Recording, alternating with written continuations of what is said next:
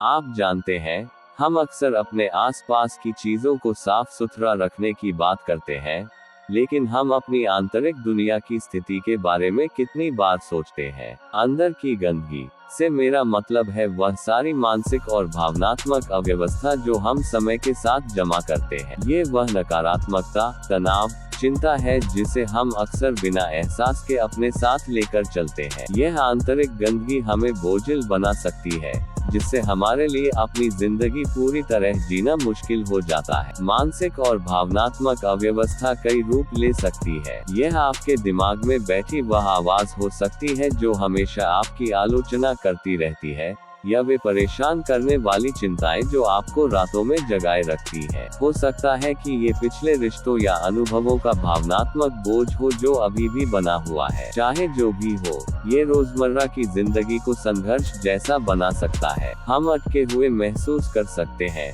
जैसे हम आगे नहीं बढ़ रहे हैं, या जैसे हम बस यूं ही चल रहे हैं। और सिर्फ हमारा मानसिक स्वास्थ्य ही प्रभावित नहीं होता, हमारे रिश्ते, हमारा काम, हमारी समग्र भलाई, सब पर इसका असर पड़ सकता है। जरा सोचिए, आपने आखिरी बार कब अपने भीतर की दुनिया का आकलन करने के लिए एक कदम पीछे हटकर सोचा था? आपने आखिरी बार अपने विचारों, अपनी भावनाओं और अपने व्यवहार पर विचार करने के लिए कब समय निकाला था? अगर आप भी ज्यादातर लोगों की तरह हैं, तो शायद काफी समय हो गया होगा। हम अपनी व्यस्त जिंदगी में उलझ जाते हैं और अपने भीतर के बगीचे की देखभाल करना भूल जाते हैं। लेकिन सच्चाई ये है कि अपनी आंतरिक दुनिया का ध्यान रखना भी उतना ही जरूरी है जितना कि अपनी बाहरी दुनिया का। आंतरिक अव्यवस्था के प्रभाव सूक्ष्म हो सकते हैं, लेकिन समय के साथ ये बढ़ सकते हैं। हम थका हुआ, चिड़चिड़े या बस अटके हुए महसूस कर सकते हैं। हमें दूसरों से जुड़ने या अपने जीवन में अर्थ खोजने में मुश्किल हो सकती है। और यह सिर्फ अच्छा महसूस करने के बारे में नहीं है, यह एक ऐसा जीवन जीने के बारे में है जो प्रामाणिक और संतुष्टिदायक। तो हम इस आंतरिक नकारात्मकता को कैसे दूर करें?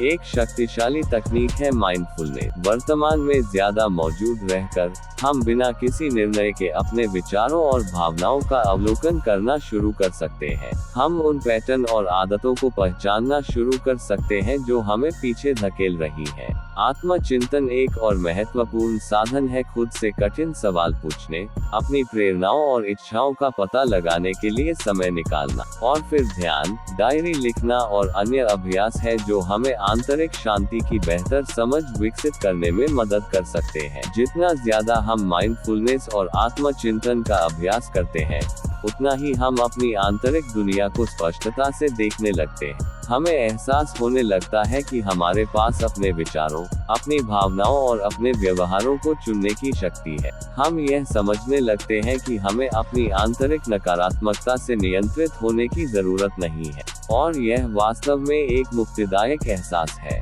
मैंने इसे अपने जीवन में देखा है। जब मैंने अपनी आंतरिक दुनिया को प्राथमिकता देना शुरू किया, तो मुझे अपने कंधों से एक भार उतरता हुआ महसूस हुआ। मैं ज्यादा स्थिर, ज्यादा केंद्रित और ज्यादा शांत महसूस करने लगा। और यह सिर्फ मेरे बारे में नहीं है, मैंने इसे अपने दोस्तों और परिवार के सदस्यों के जीवन में भी देखा है जिन्होंने ऐसी ही यात्रा की है। आंतरिक नकारात्मकता को दूर करने के परिवर्तनकारी प्रभाव वास्तविक और गहन है। जब हम अपनी आंतरिक दुनिया की देखभाल के लिए समय निकालते हैं, तो हम खुद को संभावनाओं की दुनिया के लिए खोल देते हैं। हम अधिक लचीले, अधिक दयालु और अधिक शांत हो जाते हैं। बात को समाप्त करते हुए, आइए मुख्य बिंदुओं को फिर से दोहराते हैं। हमने आंतरिक स्वच्छता के महत्व, मानसिक और भावनात्मक अव्यवस्था से जुड़ी लोगों की आम समस्याओं और आंतरिक नकारात्मकता को पहचानने और उसका समाधान करने की कुछ तकनीकों के बारे में बात की है। मुख्य बात यह है कि समग्र सुख के लिए आंतरिक स्थान को स्वच्छ रखना अत्यंत आवश्यक है। वीडियो अच्छी लगी हो तो चैनल को सब्सक्राइब करें।